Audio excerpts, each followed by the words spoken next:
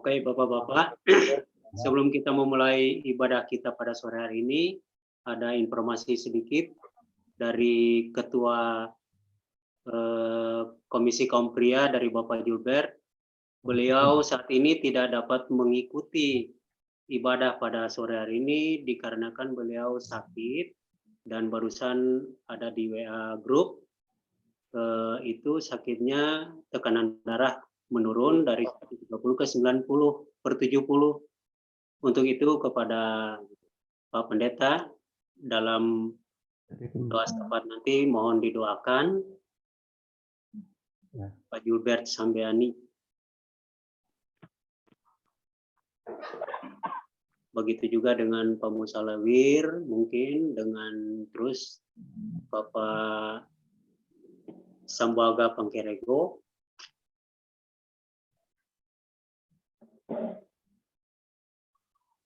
juga Pak David Umar Tampu Bolon.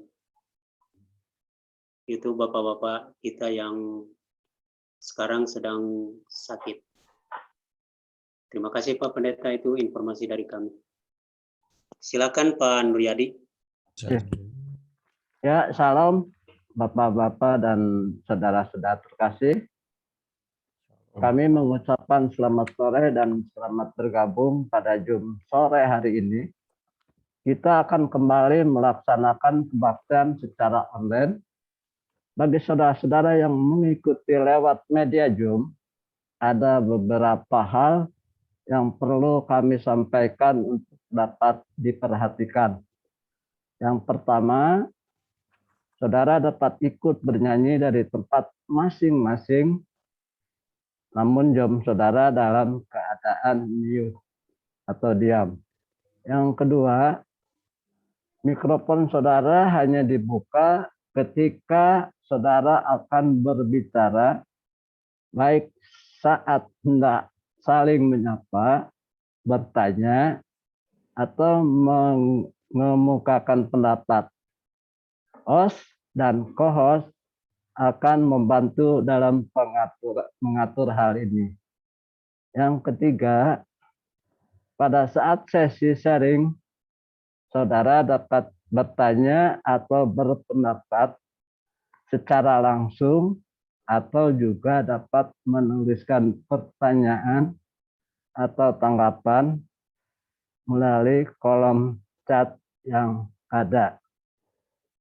Demikian, terima kasih atas perhatiannya. Kita akan masuk dalam kebaktian pada sore hari ini, yaitu kita akan masuk dalam saat teduh. Saat teduh dimulai.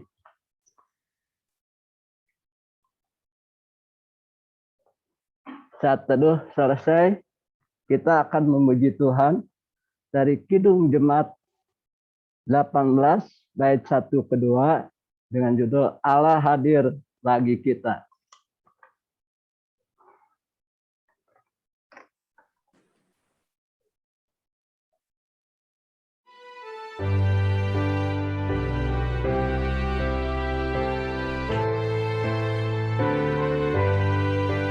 Allah hadir bagi kita,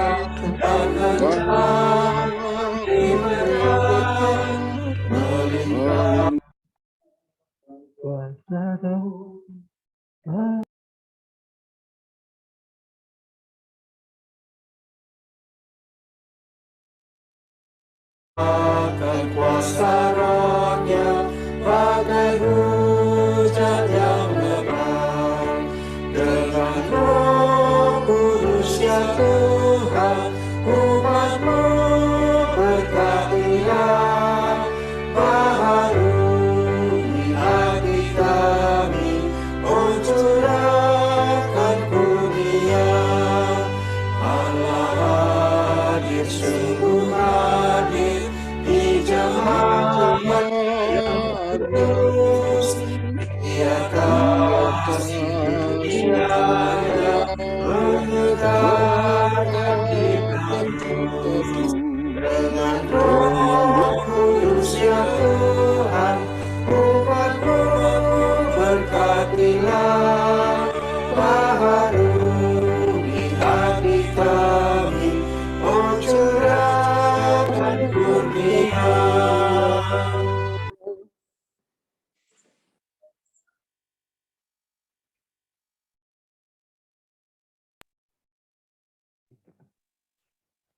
Bapak-bapak, mari kita bersama masuk dalam pertemuan salam.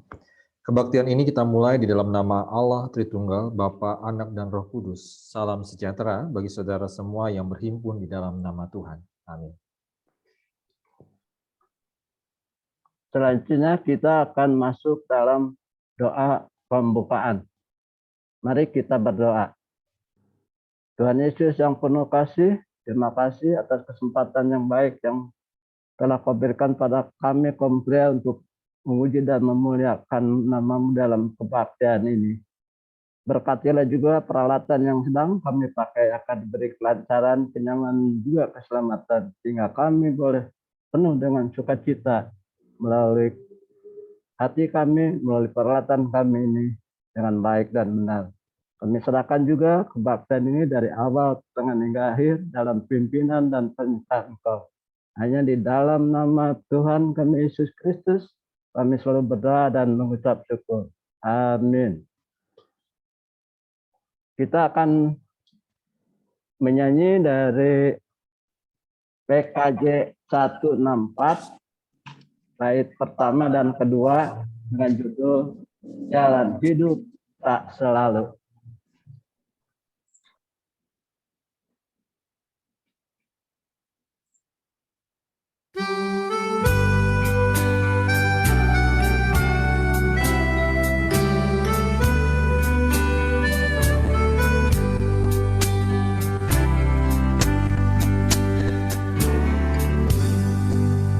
Jalan hidup tak selalu tanpa kabut yang pekat, namun kasih Tuhan nyata pada waktu yang tepat. Mungkin langit tak terlihat oleh awan yang tebal, di atasnya lah membusur pelangi kasih yang kekal. Habis hujan tampak langit bagai janji yang teguh, di balik duka menang pelangi kasih.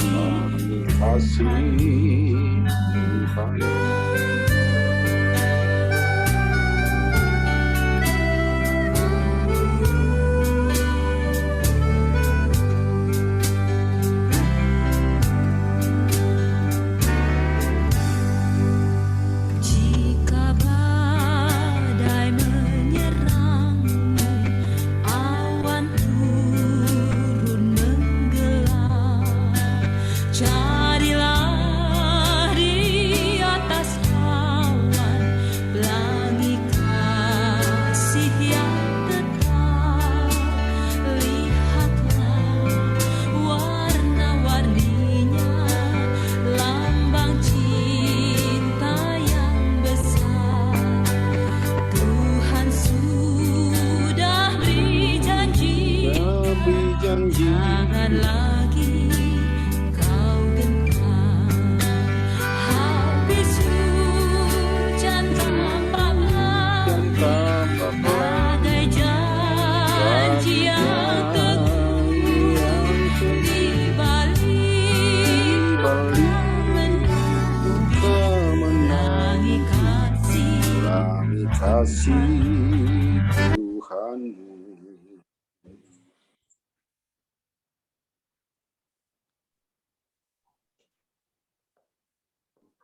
Bapak-bapak dan saudara-saudara yang terkasih, kita akan mendengarkan firman Tuhan. Untuk itu, waktu dan tempat kami persilakan kepada pelayan firman, yaitu Bapak Pendeta. Baik, Bapak-bapak yang dikasih Tuhan, bacaan sesuai dengan bacaan setara dari Gereja Kristen Pasundan dari Keluaran 23 ayat 1 sampai 9.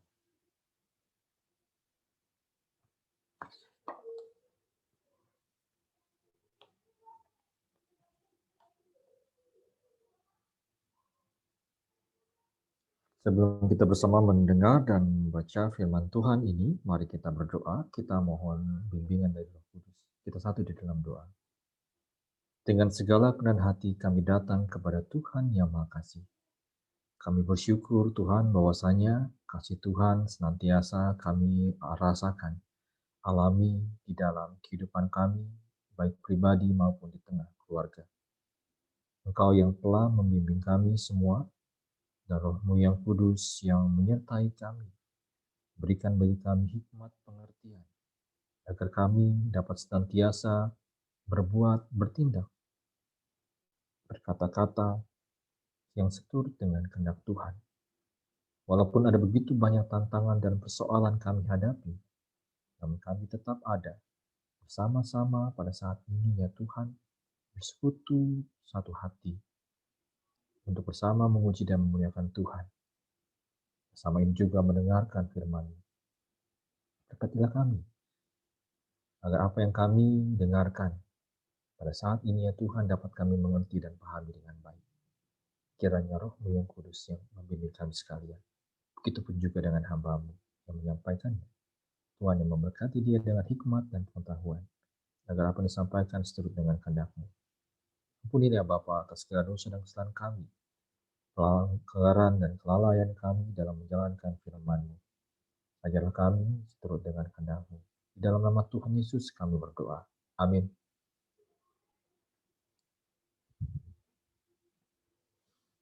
Kitab Keluaran pasal 23 ayat yang pertama sampai dengan ayat 9. Peraturan tentang hak-hak manusia sebagai judul perikopnya. Janganlah engkau menyebarkan kabar bohong. Janganlah engkau membantu orang yang bersalah dengan menjadi saksi yang tidak benar. Janganlah engkau turut-turut kebanyakan orang melakukan kejahatan dan dalam memberikan kesaksian mengenai sesuatu perkara, janganlah engkau turut-turut kebanyakan orang membelokkan hukum.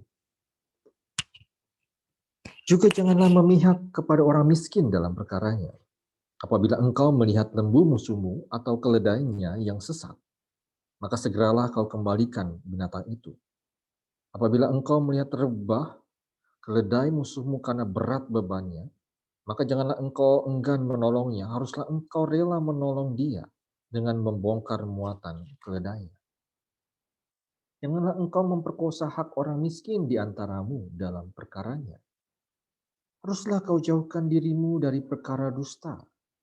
Orang yang tidak bersalah dan orang yang benar tidak boleh kau bunuh. Sebab aku tidak akan membenarkan orang yang bersalah. Suap janganlah kau terima. Sebab suap membuat buta mata orang-orang yang melihat dan memutarbalikkan perkara orang-orang yang benar. Orang asing janganlah kamu tekan karena kamu sendiri telah mengenal keadaan jiwa orang asing. Sebab kamu pun dahulu adalah orang asing di tanah Mesir. Demikian firman Tuhan yang didengarkan bagi kita semua pada saat ini. Berbahagia setiap orang mendengar firman Tuhan yang memelihara dan melakukan di dalam kehidupannya. Haleluya. Bapak-bapak yang terkasih di dalam Tuhan Yesus Kristus, Shalom dan selamat malam. Pada saat ini tema bagi kita semua adalah menjunjung kebenaran dan keadilan. Dalam kitab Keluaran pasal 23 yang telah kita dengarkan dan kita baca bersama-sama, Lembaga Alkitab Indonesia memberikan sebuah judul di sana, Peraturan tentang Hak-hak Manusia.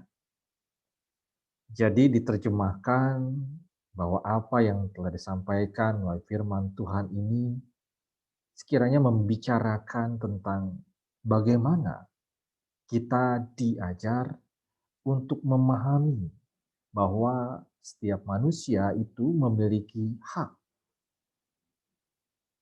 Dan beberapa yang disampaikan di sini tentang hak-hak sebagai manusia adalah bagaimana setiap manusia berhak untuk mendapatkan keadilan, untuk bisa mendapatkan dan merasakan bahwa mereka mendapatkan pembelaan yang proporsional, yang baik, yang benar, sesuai dengan kebenaran itu sendiri.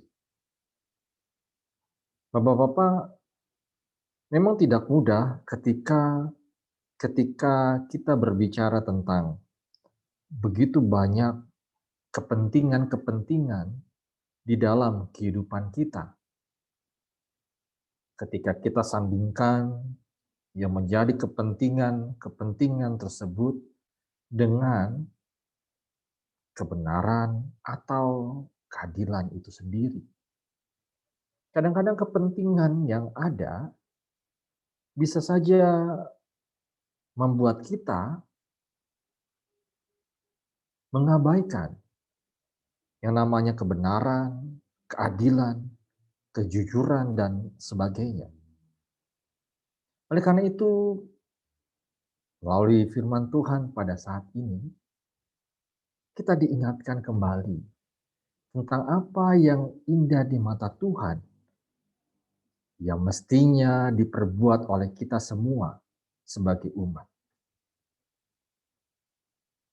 Pada ayat yang pertama, dikatakan, janganlah engkau menyebarkan kabar bohong.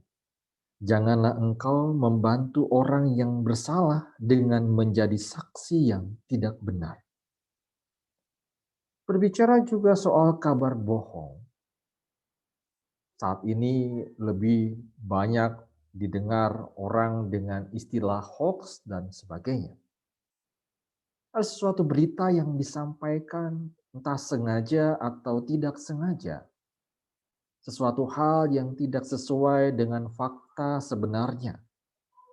Tidak sesuai dengan kejadian yang sebenarnya. Atau tidak sesuai dengan prinsip-prinsip dasar kehidupan yang sebenarnya. Atau bahkan juga tidak sesuai dengan pengalaman-pengalaman yang sebenarnya. Firman Tuhan mengatakan, janganlah engkau menyebarkan kabar bohong. Janganlah engkau membantu orang yang bersalah dengan menjadi saksi yang tidak benar. Kalau kita dengarkan itu tentu kita semua bisa sepakat. Kita bisa sepakat dengan apa yang disampaikan oleh firman ini. Tentu kita berharap bahwa berita yang sampai kepada kita adalah berita yang baik, berita yang benar. Dan kita juga berharap bahwa berita tentang kita juga adalah berita yang baik dan berita yang benar atau sejujur-jujurnya. Karena kalau kita merasakan, mungkin di sini juga Bapak-bapak punya pengalaman-pengalaman pribadi tentang bagaimana merespon setiap kabar yang masuk ke dalam kehidupan kita atau yang kita dengarkan dalam keseharian kehidupan kita. Bagaimana respon kita? Apakah kita meresponnya dengan cara bagaimana kita langsung gitu ya, langsung saja tanpa harus mencari fakta ataupun cari kebenarannya, ya kita sebarkan. Karena beritanya adalah berita yang mungkin bagi kita menarik. Berita yang membuat kita penasaran. Tapi tanpa melihat kembali, menggali fakta dan sebagainya, ya kita sebarkan kembali. Atau kita adalah orang yang sebaliknya. Ketika kita mendengarkan sesuatu kabar tentang apapun itu juga, kita berusaha untuk mencari tahu dulu kebenarannya. Selain mencari tahu kebenarannya, kita juga mencari berbagai macam sudut pandang terhadap persoalan yang sedang dihadapi dalam persoalan berita yang kita dengarkan itu. Karena kita tahu bahwa Bapak, dalam setiap berita yang kita dengarkan, tidak semuanya berita itu mesti kita sebarkan.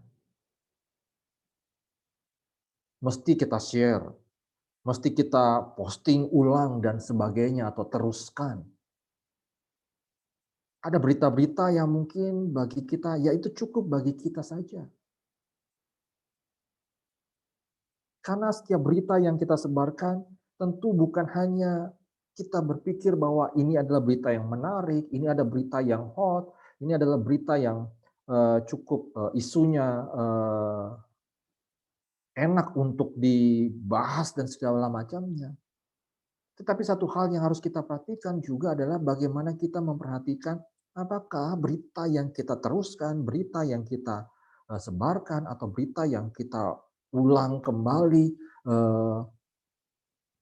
sampaikan itu juga bermanfaat bagi banyak orang. Bahwa berita-berita itu adalah berita-berita yang konstruktif, walaupun bentuknya sebagai sebuah kritikan sekalipun.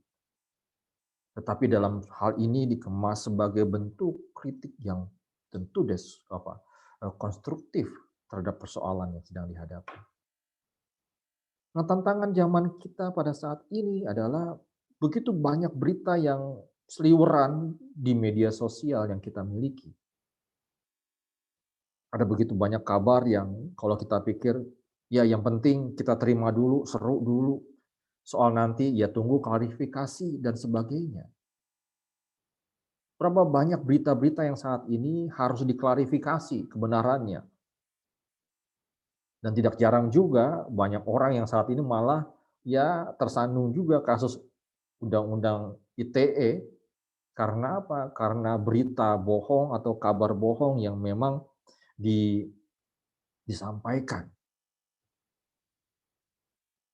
Nah, firman Tuhan sudah menyampaikan itu terlebih dahulu dalam Perjanjian Lama, dalam Kitab Keluaran, bahwa semuanya itu tentu akan memengaruhi kehidupan kita. Bukan hanya sebagai pribadi, tetapi ketika kita berinteraksi juga dengan orang lain, dengan sesama.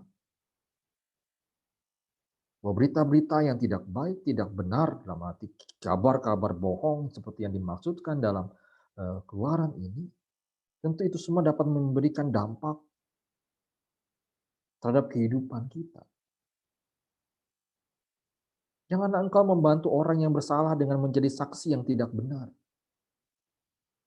Ada banyak studi kasus yang membahas soal ayat seperti ini. Jangan engkau membantu orang yang bersalah dengan menjadi saksi yang tidak benar. Kadang-kadang ini berhubungan dengan etika. Kadang-kadang kita kenakan, kita gabungkan, kita singgungkan dengan nilai-nilai kemanusiaan. Yang seringkali menjadi perdebatan berkelanjutan terhadap studi etika sosial. Gimana caranya kita membantu orang yang bersalah dengan menjadi saksi yang tidak benar? Banyak gitu.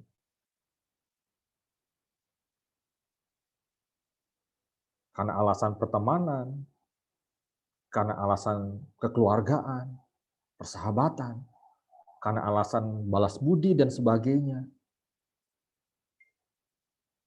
Selalu bisa menjadi alasan bagi kita untuk, oh iya, perbuatan yang tidak benar pun bisa kita tutupi. Bisa kita abaikanlah namanya yang suatu hal yang benarnya itu, atau suatu hal yang sesuai dengan faktanya, ya diabaikan. Karena apa? Karena kita melihat orangnya. Oh, ini teman saya, ini saudara saya, ini keluarga saya. Ini orang-orang yang pernah memberikan jasa kepada kehidupan kita. Maka kita menolong dengan cara-cara yang mungkin ketika dia tersandung berbagai macam kasus dalam hal ini, suatu hal yang tidak benar, maka kita menjadi saksi yang meringankan baginya. Itu yang menjadi persoalannya bagi kita semua. Ini menjadi perdebatan yang terus-menerus terjadi dalam kehidupan kita, dan bahkan juga kita pernah dihadapi atau diperhadapkan dengan situasi yang seperti itu, yang sehingga membuat kita juga jadi bingung juga. Kita mau ada di pihak yang mana? Kita mau jadi pihak yang benar atau kita mau menjadi pihak yang baik untuk orang yang salah? Kemudian janganlah engkau turut-turut kebanyakan orang melakukan kejahatan. Dan dalam memberitakan kesaksian mengenai suatu perkara, janganlah engkau turut-turut kebanyakan orang membelokkan hukum. Ini nyambung dengan yang tadi. Akhirnya apa? Kita malah melakukan kejahatan. Bersaksi dusta. Walaupun kita juga tahu bahwa ada hukum Allah yang mengatakan jangan bersaksi dusta. Tetapi kadang-kala tadi situasi dan kondisi membuat kita harus berdusta mungkin. Karena berat nih. Ini hubungannya dengan apa? Hubungannya dengan balas budi, hubungannya dengan balas jasa dan segala macamnya. Jadi kita tidak bisa netral secara khusus dalam menghadapi berbagai macam persoalan itu. Ada ketakutan, ada kekhawatiran di dalam diri kita. Kalau kita nggak bohong, berarti orang itu atau teman kita, sahabat kita, keluarga kita mungkin akan kena suatu perkara yang lainnya. Kalau kita nggak membela dia, nanti mungkin dia akan begini. Dia akan menganggap kita sebagai musuh, bukan seperti keluarga lagi, bukan sebagai sahabat lagi.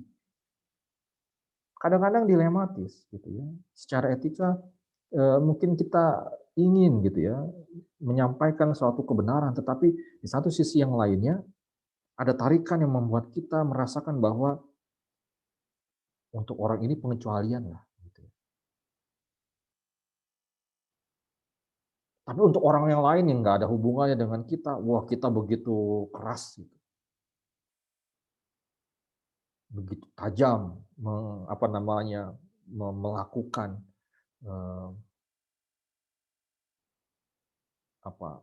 pertangan yang memberatkan. Tapi bagi orang-orang tertentu kita merasa bahwa enggak lah. Dia punya sesuatu hal yang nantinya kita bisa mendapatkan sesuatu dari dia atau kita sudah mendapatkan sesuatu dari dia. Di sini firman Tuhan mau mengajarkan kepada kita sebenarnya suatu hal yang keadilan yang seimbang sesuai dengan porsinya.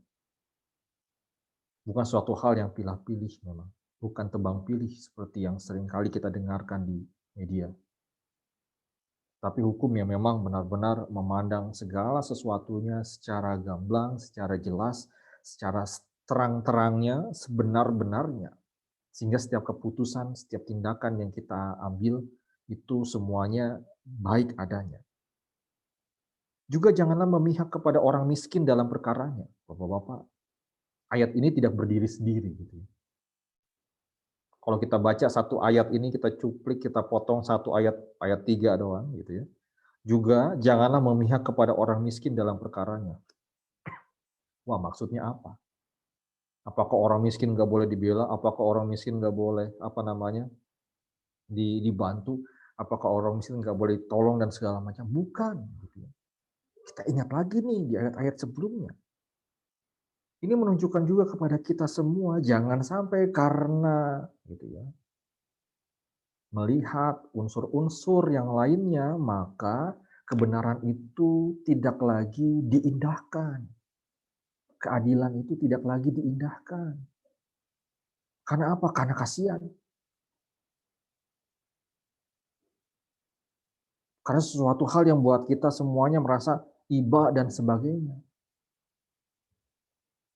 Tapi kalau kita pikirkan bahwa pada saat ini ketika itu semua kita lakukan semata-mata bukan karena kita mau menambahkan penderitaan mereka. Bukan untuk menambah kesengsaraan mereka. Bukan untuk menambah beban dari kemiskinan yang mereka miliki, yang mereka alami. Tetapi Tuhan menghendaki agar kebenaran itu diperlakukan sebagai mana kebenaran itu sendiri. Keadilan itu diperlakukan sebagaimana keadilan itu sendiri. Tidak dipengaruhi oleh like or dislike, suka atau tidak. Kalau di satu sisi kita memiliki nilai-nilai kemanusiaan, iya, ayo sama-sama. Tapi bukan berarti semuanya itu menghilangkan kebenaran itu sendiri. Menafikan berbagai macam keadilan itu sendiri. Makanya yang harus kita lakukan apa? ya tetaplah pada porsinya. Apa yang harus kita kerjakan, ya kita lakukan. Semuanya itu dengan sejujur-jujurnya, dengan sebaik-baiknya, dengan seadil-adilnya. Sehingga ketika kita membedah sebagai berbagai macam perkara-perkara yang ada, ya kita bedah sesuai dengan kebenaran itu sendiri. Apabila engkau melihat lembu musuhmu atau keledainya yang sesat, maka segeralah kau kembalikan binatang itu. Supaya kita tidak memiliki. Gitu. Jangan mengingini. Suatu hal yang menjadi milik sesamamu. Walaupun mungkin bagi kita semua, wah, ada kesempatan nih. Gitu ya. Mungkin bapak-bapak pernah jadi korbannya nih.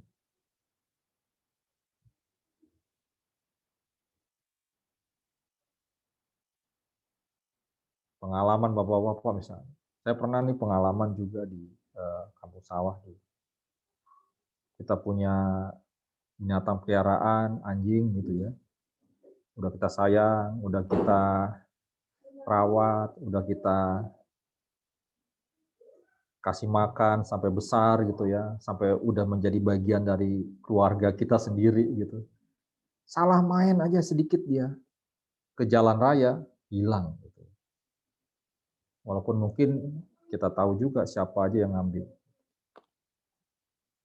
Ya nggak boleh. Gitu. Apabila engkau melihat rebah keledai musuhmu karena berat bebannya, maka janganlah engkau enggan menolongnya. Haruslah engkau rela menolong dia dengan membongkar muatan keledainya. Dan bahkan itu berlaku untuk musuh kita loh. Musuh kita sendiri aja berhak untuk mendapatkan pertolongan. Berhak untuk mendapatkan bantuan dari kita. Jadi persoalan dan perkara-perkara yang ada apa, ya tidak mempengaruhi nilai-nilai kemanusiaan yang kita miliki sebenarnya begitu. Bukan berarti ketika kita bermusuhan ataupun berperkara dengan orang lain, menghilangkan rasa kemanusiaan kita sendiri. Menutup mata, menutup telinga terhadap situasi dan kondisi yang mereka alami, kesusahan yang mereka alami. Sehingga kita apa? Kejar terus. Bahkan ada orang yang dengan sengaja, ya dengan perkara yang mereka miliki dengan orang lain. Begitu. Pokoknya bagaimana caranya agar mereka menderita semenderita-menderitanya. Sampai jatuh sejatuh-jatuhnya. Sampai malu semalu-malunya. Sampai sesuatu hal yang mungkin bagi mereka semua, wah ini lebih dari perkaranya sebenarnya. Lebih dari apa yang sebenarnya menjadi permasalahannya. Tapi karena kebencian, karena amarah, karena sesuatu hal yang mungkin baginya sudah menggelapkan matanya sehingga ia tidak dapat lagi melihat apa sih yang namanya kemanusiaan itu. Belas kasih dan sebagainya. Sehingga apa? Sehingga ketika berusaha untuk menyelesaikan setiap perkara-perkara yang ada tidak proporsional lagi, tidak seimbang lagi.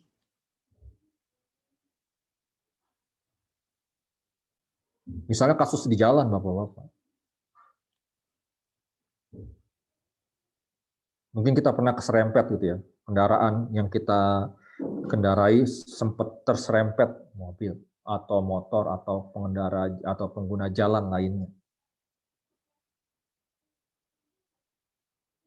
Ada yang lecet? Enggak. Kasus itu beberapa waktu lalu sempat viral gitu. Karena ada seorang pengemudi kendaraan roda 4 berhadapan dengan truk gitu ya, pengemudi truk. Ketika diklakson, ternyata pengemudi kendaraan pribadi itu yang awalnya memang mengerem mendadak gitu ya. Karena kita tahu kalau mobil kontainer ataupun truk besar seperti itu nggak bisa ngerem, langsung ngerem gitu. Ada waktunya. Gitu. Dan responnya pastinya klakson. Kesenggol nggak mobilnya? Enggak gitu ya. Ketika enggak kesenggol, apa yang dilakukannya? Malah dikejar gitu ya. Mobilnya nggak apa-apa, orangnya nggak apa-apa, tapi truknya dipecahin kacanya, belum lagi dipukul dan sebagainya. Itu kan bisa aja terjadi dalam kehidupan kita juga mungkin. Namanya juga di jalan kan, mungkin pernah keserempetnya kecil banget gitu. Padahal kalau kita keserempet, kita sengaja serempet sendiri, kecelakaan sendiri misalnya, nyerempet tembok segala macam, kendaraan kita mungkin lebih parah lagi penyoknya. Ya kita berusaha untuk menutupi itu gitu ya. Udahlah biarin aja lah. Tapi ketika keserempet sedikit aja, lecet sedikit, yang kalau kita pikirkan itu nggak akan dibetulin juga sih. Ya. Tapi marahnya minta ampun. Berlebih-lebihan. Bisa-bisa jadi viral juga gitu. Dan itu kan bisa juga terjadi dalam kehidupan kita. Kita melihat perkara yang kecil bisa jadi suatu hal perkara yang besar. Kita nggak melihat bagaimana itu persoalan apa yang terjadi, bagaimana kronologi dan sebagainya. Nggak perlu, yang penting marah dulu, yang penting emosi dulu. Apalagi ngeliat musuh nih, gitu ya. Musuh kesusahan. Ini rival kita kesusahan. Orang yang selama ini ngejelek-jelekin kita, misalnya orang yang selama ini mau menjatuhkan kita, susah. Lagi punya masalah. Respon kita gimana? Apa disyukurin? Wah, syukur. Kena batunya. Atau kita melihat lagi, apa yang bisa kita lakukan? Atau mungkin kebanyakan orang sih ya udah diam aja lah. Kalau kita nggak mengutuki, berarti kita ya udah diam aja. Ini kan tantangan bagi kita semua sebenarnya nih.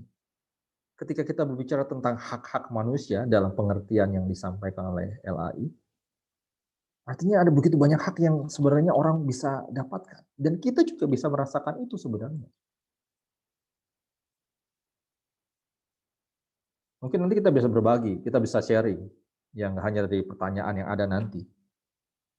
Mungkin dari pengalaman bapak-bapak menghadapi semuanya itu, pernah nggak ditolong sama musuh? Gitu.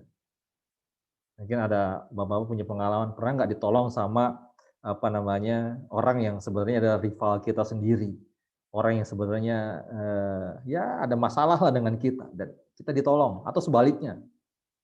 Gimana sih rasanya? Mungkin ya kita mungkin merasa canggung, bisa jadi. Tapi itu bisa menjadi sharing kita nanti. Selanjutnya, janganlah engkau memperkosa hak orang miskin di antaramu dalam perkaranya. Ini yang tadi. Gitu ya. Kita nggak melihat persoalan dengan begitu luasnya. Sehingga apa? Yang sudah susah, ya tambah susah lagi. Karena asumsi kita, bayangan kita, gambaran kita, kalau orang sudah salah, dapatkan hukuman seberat-beratnya itu udah paling benar dah. Merasakan akibatnya atas perbuatannya, udah paling betul. Walaupun mungkin kalau kita sendiri menghadapi semuanya itu, kalau ada dispensasi mah boleh. Kalau ada keringanan ya boleh lah. Seneng malah kita. Makanya dibilang jangan engkau memperkosa hak orang miskin di antaramu dalam perkaranya. Tetap proporsional. Tetap seimbang. Tidak menjadi begitu tajam sekali melebihi perkara itu sendiri. Tempatkanlah semuanya itu sesuai dengan porsinya masing-masing. Haruslah kau jauhkan dirimu dari perkara dusta, orang yang tidak bersalah dan orang yang benar tidak boleh kau bunuh, sebab aku tidak akan membenarkan orang yang bersalah. Sama mengingatkan yang tadi, jangan berdusta, jangan bohong. Karena kita terdesak, makanya kita berdusta, kita berbohong. Akibatnya apa? Ya kita selamat, orang lain jadi korbannya. Orang lain malah jadi mendapatkan masalah. Karena apa? Karena kita yang berdusta. Suap janganlah kau terima, sebab suap membuat buta mata orang-orang yang melihat dan memutarbalikkan perkara orang-orang yang benar. Ini kaitannya berkait satu dengan yang lainnya. Kalau omongan udah nggak kuat, pakai suap. Untuk apa? Untuk menggolkan perkara kita, untuk meluruskan, melancarkan urusan-urusan kita. Orang asing janganlah kamu tekan, karena kamu sendiri telah mengenal keadaan jiwa orang asing. Sebab kamu pun dahulu adalah orang asing di tanah Mesir. Nah, ini refleksinya buat kita. Saya pernah menyampaikan beberapa waktu lalu dalam khotbah juga, mungkin dalam KRT gitu ya. Siapa sih dari kita yang perantauan gitu kan? Nanti mungkin bisa jadi sharing kita juga buat bapak-bapak semua. Enakan waktu di kampung apa di perantauan? Banyakan pengalaman yang mana nih? Pengalaman indah itu yang membuat kita terus teringat dalam kehidupan kita itu yang mana? Mungkin ada banyak orang yang mengatakan, wah hidup di perantauan itu keras.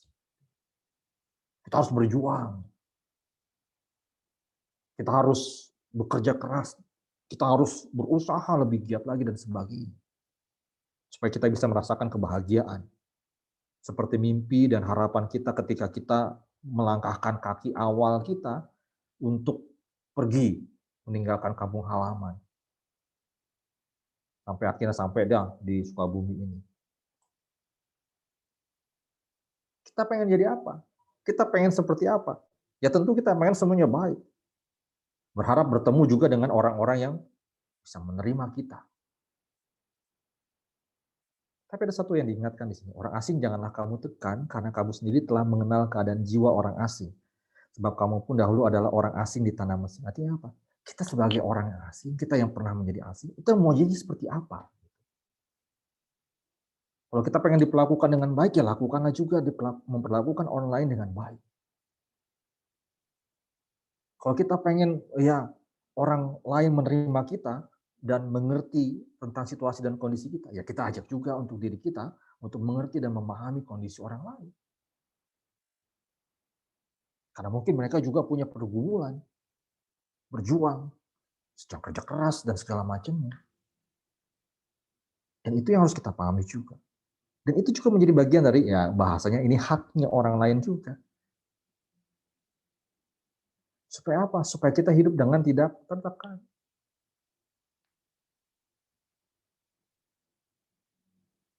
Pertanyaan sederhananya, bapak-bapak mungkin ketika pergi atau setelah ketika meninggalkan kampung halaman, tekanannya besar apa enggak?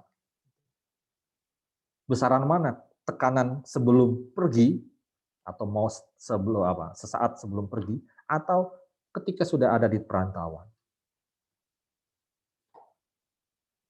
Ini menjadi diskusi kita. Mungkin nanti ada beberapa host bisa minta bantuannya untuk membuka spotlight-nya untuk semuanya aja. Nggak usah ke pertanyaan ini dulu.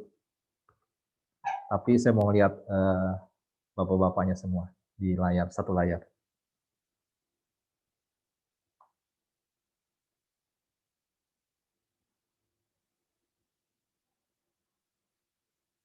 Bagaimana bapak-bapak? Ini pengalaman bapak-bapak sendirilah nih, hidup di perantauan itu seperti apa? Apa sih yang pengen kita dapatkan? Mungkin tadi pertanyaan sebelumnya itu, tekanannya gimana? Dulu waktu mau pergi merantau, sama sudah di perantauan di sini, bedanya apa? Om Berti dulu nih. Gimana Om? Banyak perbedaan ya Pak. Waktu belum berangkat itu, meninggalkan kampung halaman dari Ambon itu, banyak mikir. Kira-kira kalau sampai di Pulau Jawa ini, apa yang harus dilakukan? Banyak mikir. Tapi setelah sampai di Pulau Jawa, setelah ketemu jalan keluar, ketemu jalan yang diidam-idamkan waktu dari kampung sampai Jawa saya mau kerja ini. Begitu sampai di Jawa, ketemu pekerjaan yang kita idam-idamkan itu, senang juga hati. Lupa di kampung. Lupa. Nah, selanjutnya itu, nah kita mesti, karena ini memang pekerjaan yang kita dapat ini bukan dapat dari sendiri. Tuhan yang kasih kita pekerjaan ini ya, kita mesti olah yang benar gitu. Jadi saya pikir, kalau bilang berat beban itu sebelum tinggal kampung dan sesudah sampai di Jawa sama saja Pak. Bagi saya sama aja. Sama aja. Kira-kira begitu Pak Pendeta. Oke, kita gali dari situ-situ dulu ya, pengalaman-pengalaman ini dulu. Selanjutnya mungkin Pak Gerson gimana Pak?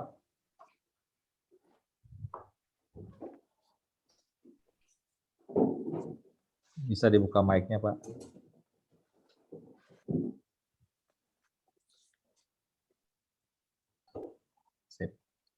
Ya memang masih di kampung itu ya memang kita ingin mencari pekerjaan, namun susah. Akhirnya dapat jalan keluar untuk merantau ke Pulau Jawa ini. Ya kebetulan saya itu ikut pengangkatan guru ke Jawa Barat dari Maluku, Jawa Barat. Kebetulan ya saya ditempatkan di desa, namun tidak terlalu terpencil. Jadi kalau dijangkau dari desa ke Sukabumi itu ya paling 5 km lah. Kalau ada teman-teman yang lain itu sampai di daerah yang sangat jauh, ada yang sampai 100 kilo. Nah, dari situ tapi setelah tiba di sini kan melihat situasi itu mayoritas penduduk di sini kan Muslim. Tapi saya tetap mencari, pertama-tama itu mencari gereja. Di mana itu gereja? Akhirnya menemukan, dan disitulah saya menemukan Gereja Kristen Pasundan Sukabumi. Waktu itu pengalaman, waktu itu saya belum sidi Pak. Ya pas datang ada pendeta dulu itu Pak, siapa ya? Pak Jian, Wiharja Jian. Nah itu, dia membimbing saya edsasi sampai sidi. Lalu pengalaman hidup itu memang kita waktu itu sudah jadi pegawai, namun ya penghasilannya istilahnya pas-pasan Pak. Tapi dengan penghasilan segitu ya kita atur memanage sedemikian rupa bisa cukup. Jadi kalau dibanding dengan di kampung sama saja Pak, sama. Kalau di kampung kalau kita tidak bekerja, tidak berjuang juga sama. Begitu Pak pengalaman. Oke. Ya di kampung ataupun di mana sama ya. Yang lainnya Ya, mungkin ada lagi. Walaupun di kampung, tapi kalau bermalas-malasan juga kan nggak berhasil. Ya, jadi biasanya kalau orang di kampung itu berpikir yang merantau itu hidupnya mapan. Padahal kita hidup di rantau itu, wah, banyak memikirkan, belum ngontrak rumahnya. Itu kan, kalau di kampung kan segala ada. Yang penting kita bisa mengolahnya. Begitu. Pak Melki gimana Pak? Selanjutnya, setelah Pak Gerson, terima kasih Pak. Kita gali dari pasal 9 dulu ya, terbaru naik ke atas. Pengalaman itu dulu. Pak Melki gimana Pak? Mau sharing?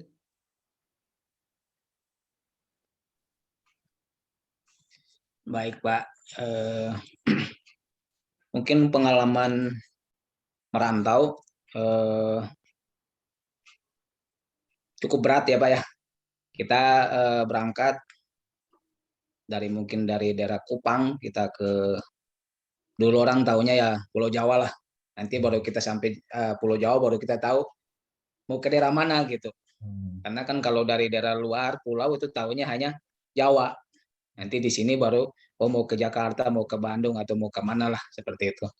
Nah, untuk pengalaman saya pribadi sih, kalau di rantau, memang kita harus benar-benar berjuang, Pak. Walaupun memang mungkin daerah saya, Pak Andias sudah pernah sampai ke sana, ya di sana pun kalau kita tidak berjuang ya juga kita lebih susah lagi, karena memang kondisi daerahnya beda dengan daerah-daerah lain. Nah, kalau di rantauan, emang kehidupan itu memang berat, Pak. Tapi kalau kita benar-benar mau berjuang, mau tekun, hasilnya mungkin mau dibilang bisa lebih lebih lebih baik dari daerah yang saat saya tinggal. Karena prinsip saya untuk berangkat ke tanah rantau, saya harus berubah. Jangan di dalam keadaan yang sama. Kalau masih dalam keadaan yang sama, ya buat apa saya harus ngerantau gitu. Prinsipnya entah nanti sampai sini mau swasta ataupun mau apa, mau kerja di bidang apapun, ya saya harus berusaha untuk lebih baik dari daerah saya sebelum saya tinggal gitu. Dan saya harus berubah dengan segala-galanya, baik itu perilaku ataupun kerja, ya harus berubah semua, Pak, gitu. Karena kan kalau di daerah sendiri ya udahlah, berangkat kerjanya jam berapa aja. Contoh mau ke kebun atau kemana, ya udahlah nanti siang aja atau gimana. Tapi kalau di rantauan tidak bisa. Kita harus benar-benar konsisten dengan waktu, apalagi kalau kita kerja. Terlebih kalau kerja lagi dengan swasta itu kan berarti kan waktu sudah ditentukan bahwa jam sekian sampai jam sekian Anda harus kerja. Nah, disitulah kita harus rubah untuk jam waktunya aja. Untuk perilaku, kita nggak tahu kehidupan orang-orang di Tanah Jawa itu, khususnya saya kan kebetulan ke Bandung, baru dari Bandung ditempatkan di Sukabumi. Nah, kita tidak tahu, awalnya kita tidak tahu itu kehidupan atau orang-orang Bandung asli itu gimana. Nah, dari situ kita harus bawa diri kita untuk bisa bergabung dengan orang-orang pribuminya sendiri. Apalagi tadi disinggung oleh Pak Gerson itu adalah kebanyakan di sini adalah mayoritas agamanya adalah Muslim. Nah, berarti kita yang harus bisa untuk bawa diri di tengah-tengah orang-orang pribumi itu, sehingga ya enaklah kita hidup dengan mereka, hidup berdampingan, kita tidak dimusuhin, kita tidak ya seperti tadi firman Tuhan bahwa kita sebagai orang asing. Nah, kalau kita dekat dengan orang-orang seperti itu, pengalaman saya, ya enjoy aja, Pak. Kita baik-baik aja dengan mereka. Mereka juga tidak menganggap kita sebagai orang asing atau apa, tapi mereka menerima kita karena kita juga menghargai mereka dengan perilaku-perilaku kita gitu, Pak, gitu. Jadi mungkin bagi saya ya di tanah rantau ya, bagi saya pribadi saya masih dilihatnya saya masih lebih baik dari kalau saya masih ada di daerah saya sendiri, Pak. Oke. Itu aja. Terima kasih, Pak. Pak Melki. Yang lain? Ada beberapa nih. Ada Pak Nur, Pak Andreas, Pak Simon, Pak Ferdinand. Saya dulu, Pak, ya. Oke. Ya, tentu kalau perbedaan aja ketika kita dari kampung itu Jawa ini kan jadi ada satu pemahamannya supaya ada perubahan jadi dalam kehidupan kita. Jadi dari kampung itu ketika kita keluar, jadi ada kebanggaan tersendiri, apalagi sampai ke Jakarta begitu. Nah, di sana kemudian apa yang harus kita lakukan? Nah, dari kampung sana kan kita awalnya kan berangkat tuh nol sekali. Kita tidak tahu apa-apa. Jadi pada prinsipnya orang kita ketika berangkat dari sana harus membuat sesuatu yang ada di Jakarta ketika dia ada di Jakarta itu. Jadi ada perubahan nasib yang harus dia lakukan. Jadi prinsip saya pada saat itu, ketika kita masih di kampung sana, kita melihat ke belakang itu masih hijau. Ya kan? Ketika kita sudah di Jawa di sini, kita melihat ke belakang itu bukan hijau lagi, Pak, tapi keringat. Kenapa? Kalau kita tidak berkeringat di Jawa ini berarti kita tidak makan. Ya kan? Tapi kalau di kampung, kalau kita masih lihat ke belakang itu hijau, masih banyak harus kita pisang masih kita boleh ambil segala macam sayur masih kita bisa petik. Nah, ketika kita sudah berada di rantauan, jadi ya minimal kita harus melakukan sesuatu. Pengalaman saya ini paling berkesan ketika saya lulus kuliah pada tahun 89. Lalu kemudian saya mengajar di SMPYB di sini. Nah, ini kan dialek dari Manado ke sini kan cukup repot juga, Pak. Ya kan? Karena bagaimana saya berhadapan dengan anak-anak di sini pada saat saya mengajar itu kan di YB ini kebanyakan kan kalau laki-lakinya dikit, Pak, perempuan yang banyak pada saat itu. Ya kan? Jadi ini pengalaman yang luar biasa yang saya alami ketika saya berada di Sukabumi. Ya, kemudian kalau berbicara masalah standar gajinya memang sangat minim pada saat itu. Gaji saya cuma 185.500. Kemudian kebetulan saya di situ sebagai guru olahraga. Jadi memang sangat luar biasa ya ketika saya mendapatkan sesuatu yang ada di Sukabumi. Jadi merubah paradigma cara berpikir pada saat itu. Kalau di kampung kan luar biasa di sana, latar belakangnya keras segala macam. Ketika kita sudah berada di tanah Pasundan, kita lebih banyak itu beradaptasi dengan warga setempat sehingga kita memulai lagi, oh beginilah, sebetulnya hidup seperti ini yang bagus lah, saling melengkapi satu dengan lain. Sehingga pada saat itu ya, saya merasa ya, bahwasanya di Sukabumi saya lebih nyaman gitu loh, lebih adem. Bukan saya mengesampingkan tanah kelahiran saya, tidak. Itu kan cuman perbedaannya tutur katanya segala macam kan dialek segala itu sangat berbeda. Ya memang di sana kita sih berbicara ya spontanitas ya. Kalau bicara ini ya sudah selesai. Tapi ya kalau di sini kan masih ada komanya gitu loh. Kalau di kita titik gitu, titik udah nggak ada ini. Jadi kita kalau ngomong ya di depannya udah selesai ya selesai. Tapi ya inilah nikmatnya ketika kita mau belajar dari suku yang lain sehingga kita bisa menyamakan itu. Oh ini yang kalau ini gimana ini sehingga kita bisa menemukan itu indahnya seperti itu. Itu pengalaman saya Pak. Ya, makasih Pak Simon. Saya minta pandangan juga nih dari Pak Andreas dulu nih. Pak, ini bapak-bapak yang lain pada datang ke Jawa loh, Pak. Dengan segala macam, iya, bapak-bapak tadi kan punya sharing dari kampung halamannya, semuanya pada ke Jawa nih, Pak. Iya. Dengan mimpi yang tentunya besar dan banyak yang juga menikmati juga akhirnya dengan proses. Ya saya tahu itu kan cerita saat ini kan sebagian ya, tidak menafikan bahwa ada begitu banyak perjuangan juga di sini. Pastinya tantangannya juga nggak sedikit juga pastinya sampai ke tahap saat ini. Dari Pak Andreas gimana Pak? Ini banyak orang. Kalau saya sendiri bingung Pak, karena saya kampung nggak punya, halaman juga sudah lupa Pak. Waduh. Dulu keluarga itu keluarga militer, jadi sering pindah-pindah. Terus terakhir juga orang tua saya di sini, yang ibu, jadi bapak juga waktu meninggal masih di Solo. Waktu itu saya masih ada di sana.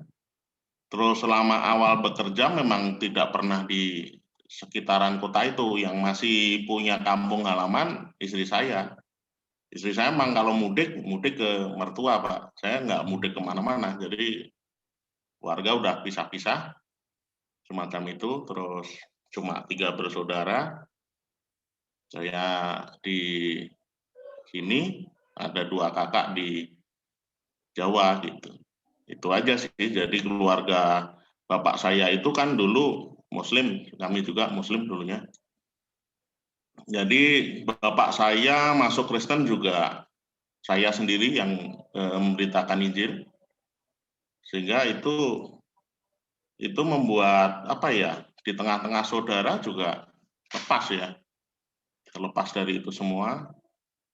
Nah kebetulan saya mungkin nakal Pak dulunya, jadi orang tua saya juga waktu itu masih ada ibu saya, waktu masih tugas di sana, tapi ibu saya juga bukan asli orang kota situ, itu ngomong, saya nggak boleh kerja di sana, karena kalau kerja di sana, dari kecil udah dianggapnya biang kerok gitu, Pak. Jadi bermasalah lah. Jadi saya mulai bekerja, pertama itu Jawa Timur, Pak.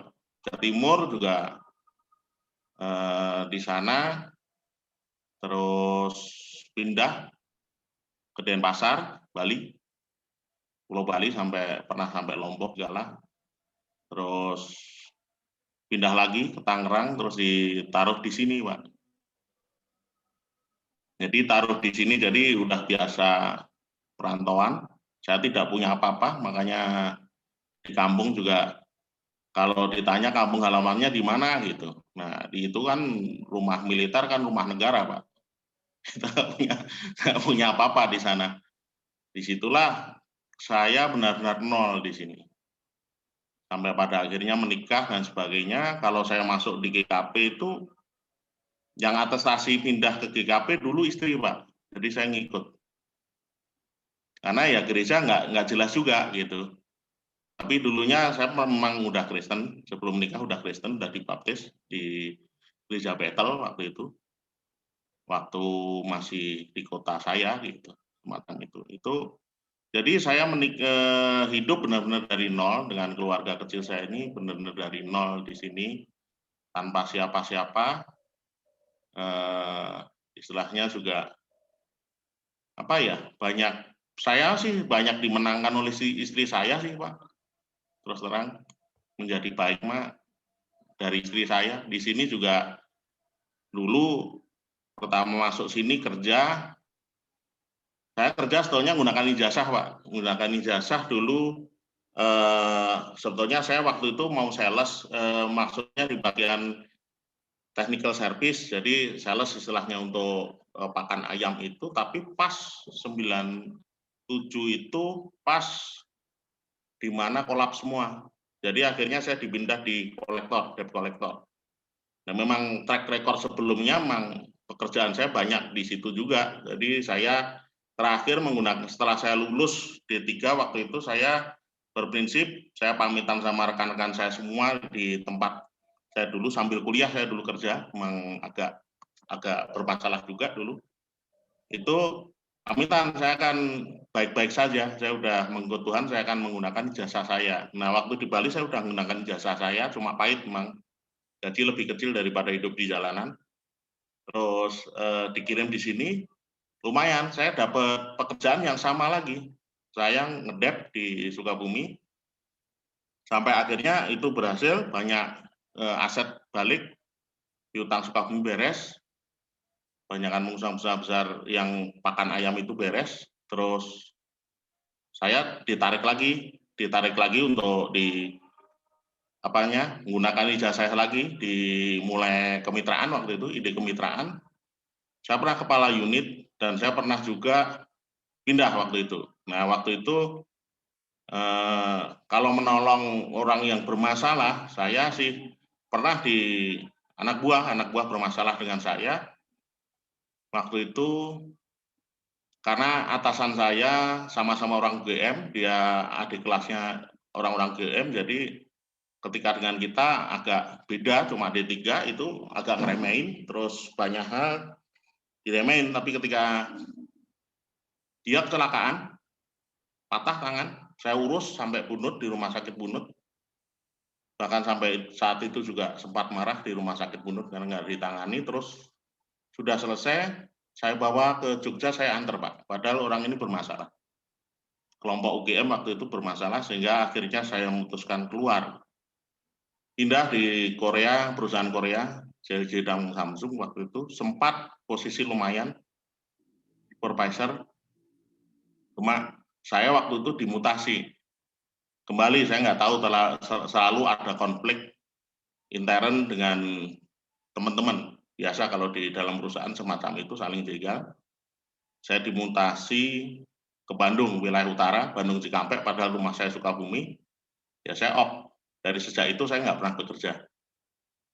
bekerja lagi di perkebunan, terus kemarin juga selesai sampai titik akhir, perusahaannya dijual.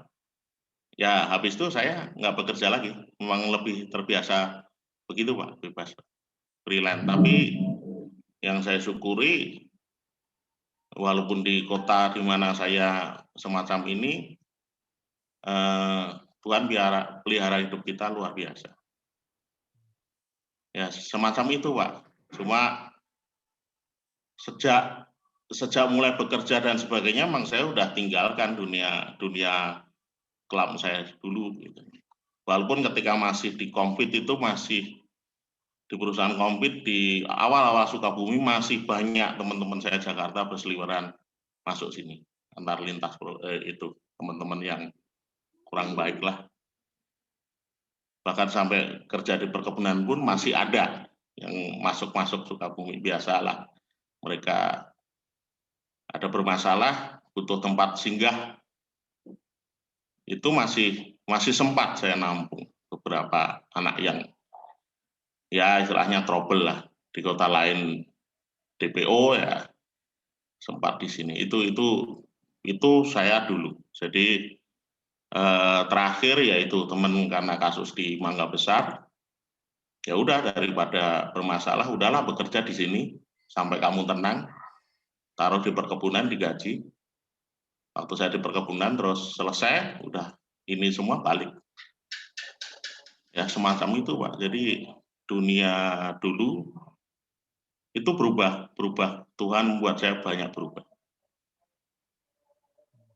Ya tidak ada yang perlu disesali. Itu aja kehidupan kami Pak. Ya, terima kasih Pak Andreas. Ini Bapak-bapak mungkin yang lain nanti bisa juga, tapi saya ngambil benang merahnya dulu ya. Untuk beberapa pertanyaan yang ada di sana tadi, saya pikir ini udah mencakup semuanya nantinya. Karena memang ternyata dalam kehidupan kita ada begitu banyak hal yang mungkin orang lain tidak tahu gitu ya.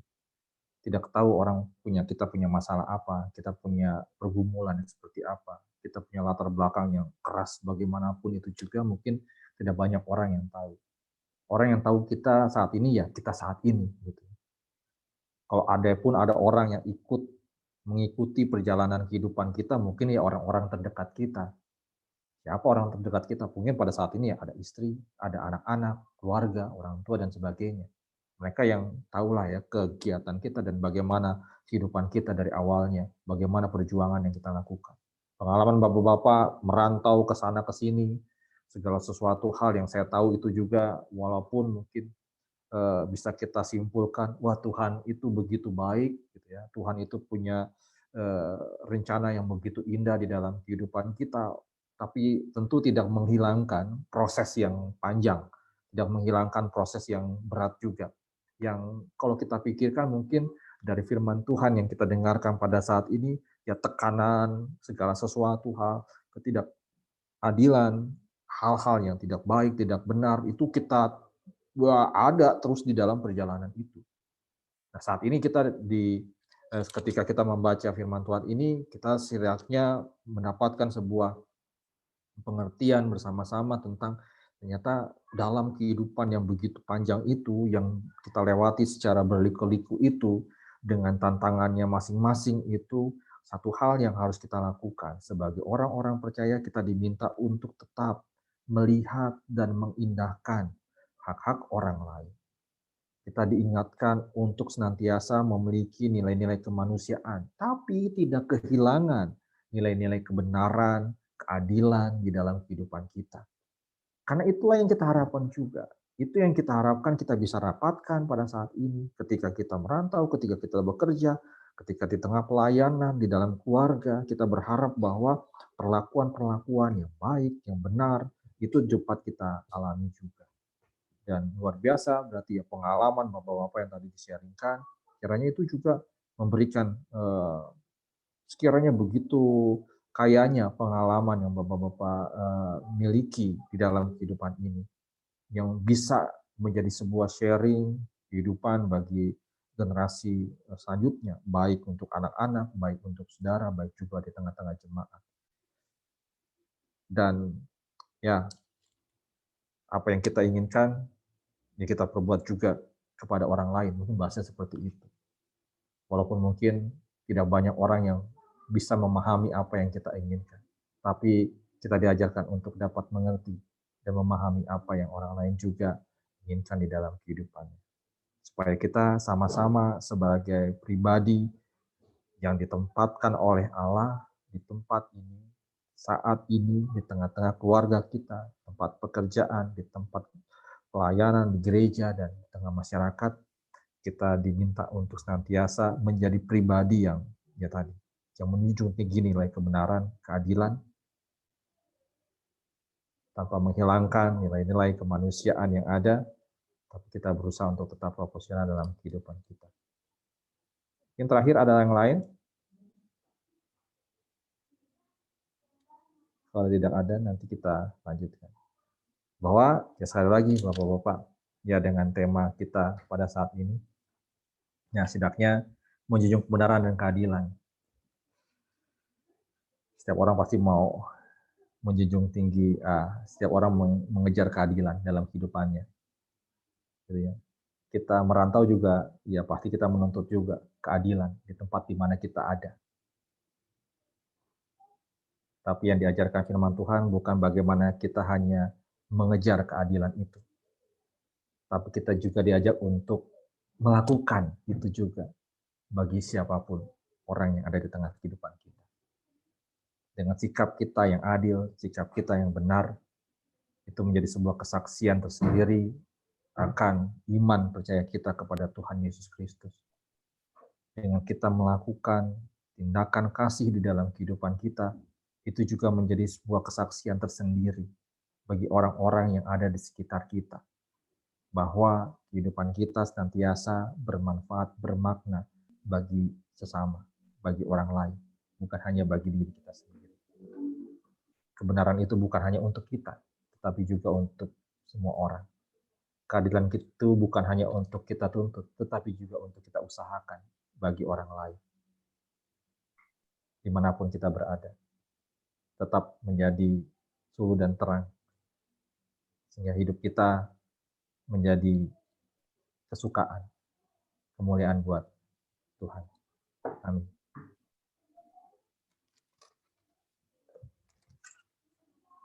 Silakan Pak Nur.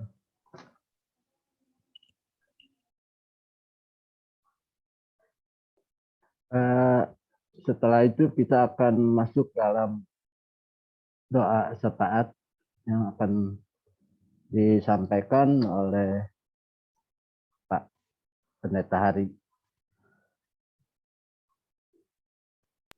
Masukan untuk yang sakit tadi dari Pak Ferdinand bahwa Pak Gilbert sama yang lain ada yang perlu didoakan. Putra Pak Alam sudah sembuh belum? Ridho, Om Alam? Pak Alamnya kebetulan ada di sini. Iya, Ridhonya udah sembuh belum? Kalau belum didoakan sekalian. Nah.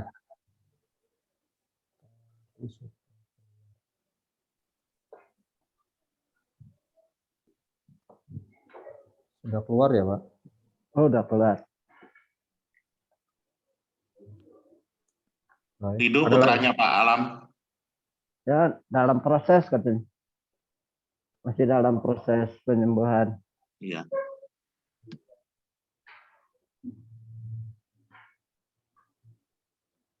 Oke. Ada yang lain Bapak-Bapak? Dari Bapak-Bapak sendiri? Oke, kalau enggak kita secara umum ya. Ya.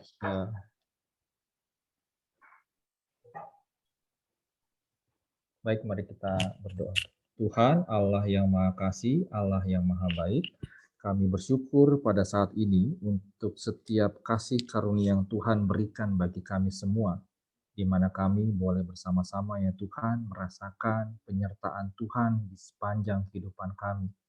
Pengalaman panjang kami dalam perjumpaan dengan sesama, dengan Tuhan, mulai dari kampung halaman kami masing-masing hingga tempat kami ada pada saat ini. Semuanya menjadi sebuah pengalaman yang begitu berharga bagi kami, melihat bagaimana cara Tuhan memimpin, membimbing, dan mengarahkan kami semua agar kami tetap hidup di dalam penyerahan diri seutuhnya kepada Tuhan. Engkau yang menunjukkan bagi kami segala sesuatu hal yang bagi kami begitu penuh dengan misteri sebelumnya. Tuhan, Engkau jugalah yang senantiasa membimbing kami, sehingga kami dapat melakukan setiap pekerjaan, usaha yang kami lakukan hingga pada saat ini. Namun tantangannya betul ya Bapa banyak. Ada banyak hal yang membuat kami bersama-sama melihat begitu besarnya pergumulan kami untuk hidup sejahtera, untuk hidup bahagia, untuk hidup penuh sukacita bersama-sama dengan keluarga. Karena perjuangan yang begitu hebat, yang keras, yang harus kami lalui satu persatu. Dengan berbagai macam permasalahan-permasalahannya. Tuhan, kami mengerti bahwa semuanya itu adalah bagian dari kuk yang harus kami terima. Kami mau melakukan semua yang baik, seperti yang Tuhan arahkan bagi kami. Olehnya Tuhan, setiap pekerjaan, usaha, pelayanan yang kami lakukan saat ini, dan kami dapat melakukannya dengan benar, dengan seadil-adilnya. Dan kami boleh melakukan segala sesuatu halnya seperti yang Tuhan kehendaki. Pada saat ini ya Tuhan, kami berdoa untuk Bapak-Bapak, kaum pria GKP Sukabumi, baik yang hadir pada kebaktian online pada saat ini, ataupun yang ada di rumah dengan berbagai macam aktivitas kehidupannya, di pekerjaan. Tuhan pimpin seluruh Bapak-Bapak yang ada di GKP Sukabumi. Berikan hikmat, kebijaksanaan, dan hati yang penuh dengan kasih, kesabaran. Tuhan memberikan kelancaran dalam setiap usaha dan pekerjaannya. Tuhan yang mengalirkan setiap rezeki untuk pemenuhan kehidupan kesehariannya. Terlebih di masa-masa sulit saat ini ya Tuhan, kiranya berkat-berkat Tuhanlah yang terus menjadi sumber kekuatan, sumber kehidupan bagi kami semuanya. Bila mana ya Tuhan ada pergumulan yang dihadapi oleh Bapak-Bapak, kami serahkan semua juga dalam tangan kasih Tuhan. Tuhan yang menolong, Tuhan yang memberikan jalan keluar atas setiap persoalan-persoalan yang dihadapi. Tuhan yang kiranya memampukan kami dengan hikmat, akal budi untuk dapat mengupayakan segala sesuatu yang terbaik untuk keluarga kami, baik untuk istri, buat anak-anak. Tuhan yang melengkapi kami semua agar dapat mengerjakan seluruh peranan kami ini dengan sebaik-baiknya. Jangan biarkan ya Tuhan setiap godaan. Jangan biarkan si jahat merongrong kehidupan kami sehingga hidup kami beralih tidak setia kepada Tuhan. Teguhkanlah hati kami, iman percaya kami ya Tuhan. Walaupun godaan dunia begitu besar, tapi kami percaya bahwa kuasa Tuhan lebih besar, melebihi segala apapun juga. Olehnya kami terus mau percaya. Teringat kami juga untuk saudara kami yang saat ini sedang dalam keadaan sakit atau dalam proses pemulihan. Untuk Bapak Julbert, untuk Bapak Musa Lewia, untuk Bapak David Napobolon, untuk Bapak Sambuaga Pangkarego, untuk anak Rido, putra dari Bapak Alam, saudara kami, orang tua kami, para lansia, mereka yang saat ini juga terpapar COVID-19, sedang isoman, baik di rumah sakit, baik di rumahnya masing-masing. Tuhan berkati satu persatu saudara kami ini. Segala upaya pengobatan yang dilakukan oleh medis, oleh keluarga, kiranya semuanya dapat tercukupi dengan baik, mendukung upaya kesembuhan dan pemulihan saudara kami ini. Kiranya Tuhan memberkati semuanya. Juga bagi mereka yang Tuhan saat ini mungkin karena dalam kedukaan, Tuhan juga senantiasa menghibur dan menopang kehidupan mereka. Kami berdoa untuk para istri, juga Tuhan berkati mereka, berikan kesehatan, kekuatan, sukacita, rezeki yang dari Tuhan. Biarlah hikmat dari Tuhan juga menuntun kehidupannya. Sehingga dengan kasih, kami boleh bersama-sama membangun kehidupan keluarga rumah tangga yang takut akan Tuhan, yang penuh dengan sukacita dan sejahtera. Untuk anak-anaknya Tuhan, mulai dari yang kecil sampai yang dewasa, mungkin anak, cucu, mantu kami serahkan semua juga dalam tangan kasih Tuhan. Berkati mereka satu persatu, Tuhan jagai mereka, jauhkan dari segala hal yang jahat. Tuhan berikanlah yang terbaik juga buat mereka. Kami serahkan juga seluruh pelayanan komisi pria di tentang kasih Tuhan. Baik juga gerejamu dalam setiap pelayanan yang kami lakukan, baik para penatua, komisi-komisi yang lain, setiap pribadi, aktivis, pekerja, dan seluruh orang yang terlibat di dalam pelayanan gerejamu di GKP Sukabumi. Tuhan berkati satu persatu yang terbaik dari Tuhan yang jadi. Kami juga berdoa untuk setiap upaya penanganan pandemi COVID-19 yang dilakukan oleh pemerintah, para medis, dan seluruh masyarakat.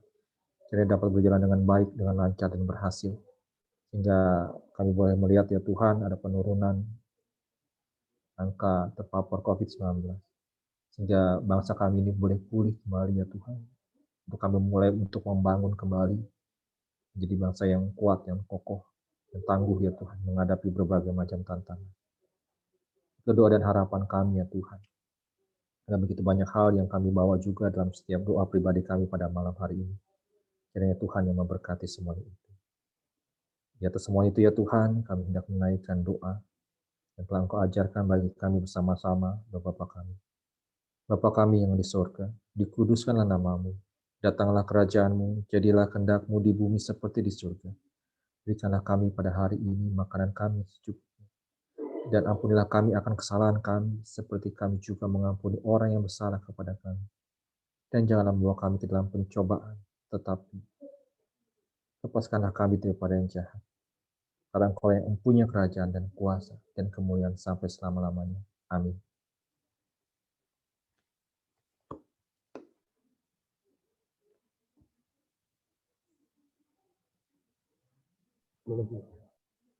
Tiba saatnya bagi kita untuk memberikan persembahan, ajakan persembahan. Bapak-bapak dan saudara-saudara, kami mengajak saudara semua untuk dapat menghimpun persembahan syukur. Persembahan dapat saudara berikan melalui scan dengan menggunakan aplikasi dompet digital atau transfer ke rekening gereja, atau dengan mengantar dan memasukkan persembahan saudara ke kotak yang tersedia di gereja. Semoga Tuhan senantiasa memberkati setiap persembahan yang kita berikan. Kita akan mengakhiri kebaktian ini dengan nyanyian penutup dari Kidung Jemaat 178, bait 1 dan kedua, dengan judul Karena Kasih-Nya Padaku. Setelah nyanyian berakhir, pelayan firman akan menutup dengan berkat bagi kita semua.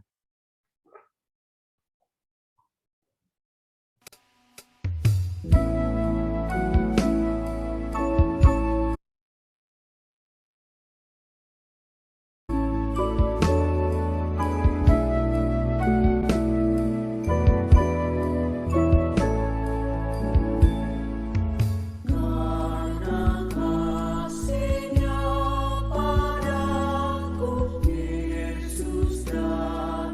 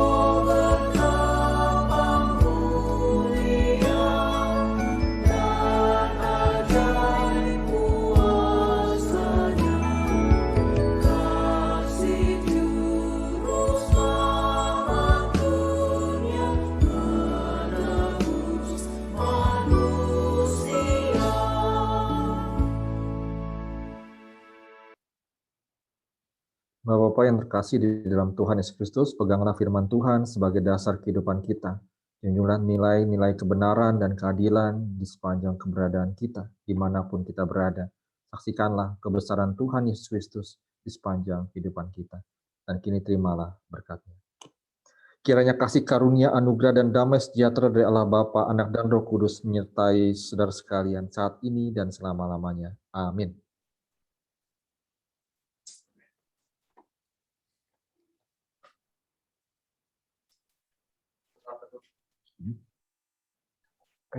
Ya, Pak Nur.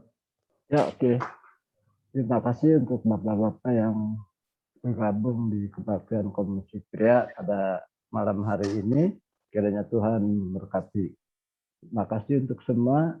Dan untuk pemotongan akan diambil oleh. Silakan. Untuk buka kamera dulu sebentar, Bapak-Bapak. Ya, yang lain. Pak Rudi Salakori, Pak Berti. Ya. Ya. 1, 2, 3. Lagi. Lagi.